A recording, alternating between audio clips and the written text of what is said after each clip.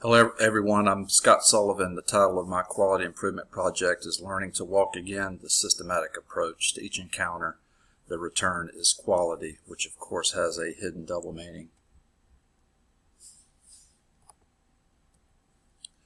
The problems for this project being created were that clinic operations were just ineffective. Providers in clinic were no longer following a systematic approach, and day-to-day clinic was just disorganized. The project being proposed is creating and going back to a systematic approach for each encounter. We find ourselves rushing throughout our schedule, rushing through our appointments and key moments where we just do not have control over our environment. As a result, bad outcomes have occurred. Abbreviated, rushed, interrupted office visits are ineffective and interfere with the provider-patient relationship, which is a key ingredient of good care. It also affects patients becoming more active in their own health care. Less dialogue within the encounters leads to frustrated patients as well as providers. Primary care patients spoke uninterrupted, on average just 12 seconds before being interrupted either by the provider or another staff member. Poor clinical listening and critical thinking by the provider is inevitable without a fix. This project will address returning to a systematic overall approach to patient visits in an attempt to improve quality of care and satisfaction both for the provider and for the patient. The system this quality improvement project attempts to manage and improve involves the clinic setting and patient encounters. The outpatient clinic setting is often chosen by the patient for two main reasons. One of those is familiarity. The other is individuality and focus, which is something we have lost over the last several months in seeing our patients. The project recreates the single patient focus concept using a start-to-finish algorithm-based approach. This creates a focused encounter atmosphere, recommits the provider to the patient's conditions being fully addressed, and therefore improves patient satisfaction, patient outcome, and provider satisfaction. Key themes of improvement needs that were identified are focusing on the scheduled patient and the encounter at hand, reducing interruptions outside of the focused encounter, increasing opportunities for identifying occult underlying conditions, and reducing oversight and mistakes, which is important. The reinforced approach was selected due to the current chaotic process showing failure, patient satisfaction scores plummeting, patient comments noting that the provider seemed rushed or not focused and unable to commit to their encounter alone without interruption, and peer review charts noting several basic and fundamental mistakes. Also, provider dissatisfaction over the past several months was another driver for this project, and it's important for the providers to need to return to an algorithm followed approach, something we have gotten away from. I'll talk a little bit more about that in the next slide, the fishbone model that was used. Within the fishbone model, the people that were identified were the telephone nurse who was frequently taking in incoming calls and coming to the provider's office or knocking on the door while seeing a patient. The extra unassigned nurse, which that's another issue also, because we have unassigned nurses within the clinic on the floor. Say a provider's out, which is pretty frequent, whether it's them needing to do something administratively or something else going on. That frees up one or two nurses and they take on the telephone consults, and as they're doing that, they want to address the issue right then, and they approach one of us providers in clinic that's actually seeing clinic scheduled patients, and that becomes an issue.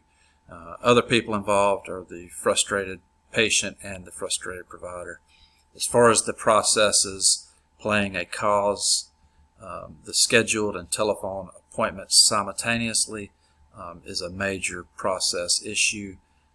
No designated telephone appointment times is another issue that is going to be addressed, where we isolate phone calls and taking care of those patients outside of normal scheduled hours and slot a time, but basically from 11 a.m. to 11:30 a.m. and then again from 2:30 p.m. on till 4 o'clock p.m., which is plenty of time to address the phone calls. There's no sense in disrupting patient care with several telephone consults whenever that can be pushed off. So that will be one of the major things with this project, is a slotting of time for that. Within the policy, as far as being a cause, there's no policy in place, and that's why I was talking about implementing that new policy on how we handle our telephone calls. The methods that are an issue are the lack of format of the patient encounter process. We're basically just winging it.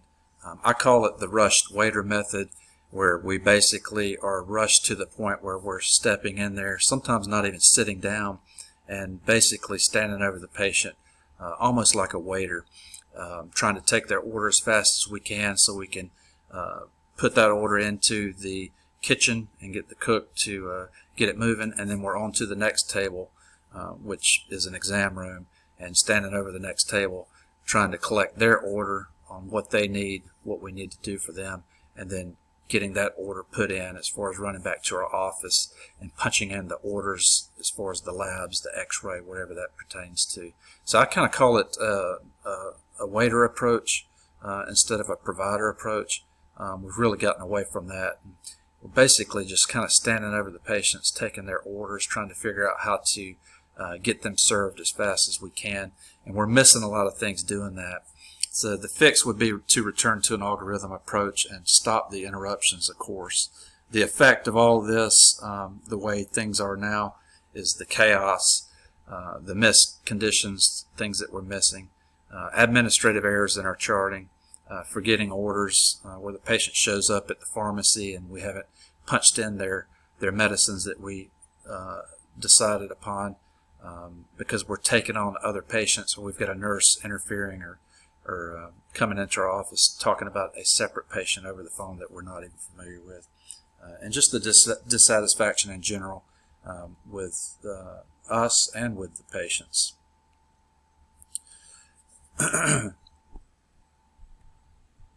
So I used a storyboard method where I basically wrote down notes on how to get back to a focused approach, the things we should be doing. So a scratch storyboard was created, and then I cut the pieces out and put them in the right order to the point where I thought they would make more sense and a better flow as far as patient care. And this is something I don't do. I basically have fallen into that waiter approach also, where I'm standing over the patient, trying to get their order, trying to figure out what they need, and then moving on to the next exam room or table, in a sense, if you think of it as being a waiter. I really want to get away from that, so that's kind of why I dove into this project. I know a lot of this stuff is basic, but basically we should be able to sit down and review the chart, their past visits, what medicines they're on, the reason for the visit. A lot of times we're not even looking at their vital signs, which is, the reason for this, because we've really gotten away from the way we do things. Stopping the interruptions is key, and I talked about how we can do that by slotting times for telephone patients. Coming in, introducing ourselves, actually sitting down, not interrupting in the first 5 minutes, just letting the patient speak. And then the next step within the algorithm would be to go over the review of systems. That's something that I've gotten away from, and a lot of providers have also. We've just gotten away from the basics, and we've missed a lot of things doing that. And just, again, caution back to the interruptions as far as the knocks on the door. That really disrupts things, and the patients are frustrated with it, as well as us. But it's just a matter of just focusing on the patient once again. Slowing things down throughout the exam, asking something personal about the patient and what's going on in their lives. Opening up and saying something personal about ourselves that kind of builds a better connection between us and the patients. communicating what we find on exam and what the diagnosis actually is, confirming with the patient the diagnosis, and making sure that they understand, communicating the treatment plan and making sure that they understand that also. That's important. And then communicating the follow-up separately from the treatment plan on what's going to occur next. And then at the end, I put in there where we would stop and ask the patient if there was anything else that they needed. I think that really helps, the patient see that we're committed to them, and it makes them feel important, which is part of the process. As far as the PDSA model, in the planning phase, the stakeholders are identified as the provider, the nurse, as it indirectly affects the nurse and their satisfaction and the flow within the clinic also, and of course the patient. The communication strategy is to follow a flow sheet start to finish with this algorithm, having the providers use this as a laminated underlay that they can place on their clipboards and take notes over the top of it. And it gives them kind of a method to go through and follow a process. In the do phase, the providers are responsible for following the algorithm, of course. Peer review charts, patient comment cards, and provider satisfaction scoring using a 5-point Likert scale will be used to study effectiveness. These will be collected at the end of each day, and the plan is to do this for a 3-week period, which may be kind of short, but I'm looking to see results, so I want to try to do it in a short phase, if possible. If not, we can always change that, and we'll get into that later on. The management skills and basic steps needed to successfully accomplish this project are frequent checking in to ensure the providers are using the algorithm, and reminding the nurses about the no interruption policy regarding telephone consults or walk-ins during appointment hours. In the study phase, the data and comments will be calculated to show whether the improvement occurred. A meeting will be held among the providers where the results will be discussed. And at this time, any other observations or provider comments will be discussed and brought up and hashed through.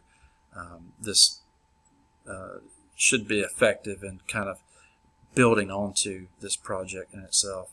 In the ACT phase, another meeting will be held a week after that, so at the 4-week mark later, to decide what next steps are needed to improve on this quality improvement attempt, and if we actually need to extend the do phase to gather more representative results. My references are listed here. Thank you for sitting through this. I know I went over the time. I'm over the 13-minute mark right now. It was hard to condense, but I think it's a good project, and I really appreciate sitting through this course, and I've learned a lot, and I think it's important. Thank you.